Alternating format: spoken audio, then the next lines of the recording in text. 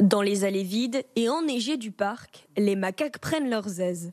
Pour ces primates originaires des montagnes nord-africaines, le froid n'est pas trop difficile à supporter. En hiver, ils ont ce beau pelage long et épais qui les protège du froid.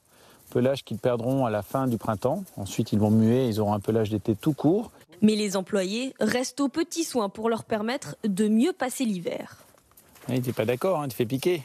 Pour les 240 singes, c'est l'heure du repas. Chaque jour, ils reçoivent chacun 1 kilo de fruits et de légumes. À cette période-là, ils vont manger un peu de mousse, ils vont gratter un peu par terre, mais c'est vrai que c'est une période qui est beaucoup plus difficile. Ici, ils ont la chance d'avoir l'humain qui va leur donner la nourriture riche et variée, riche en vitamines, en minéraux.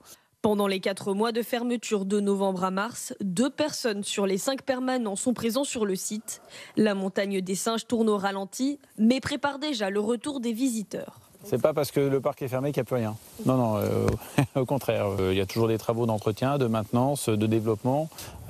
Et puis, quand le parc est ouvert, on fait appel à beaucoup de saisonniers qu'on recrute en début d'année, donc à partir de janvier et février. En attendant, dans le froid hivernal, les agents du parc profitent d'un moment privilégié pour observer les singes dans les 24 hectares de nature. En patte arrière, voyez, avec le pouce opposé.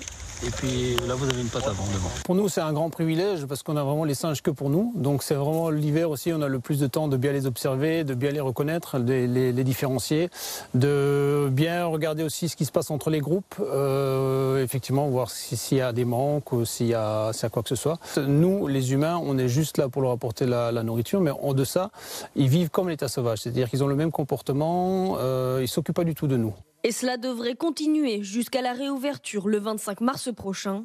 Les primates profitent de ces mois d'hiver et de la saison des amours. D'ici le printemps, une quinzaine de petits macaques pourraient agrandir la population du parc.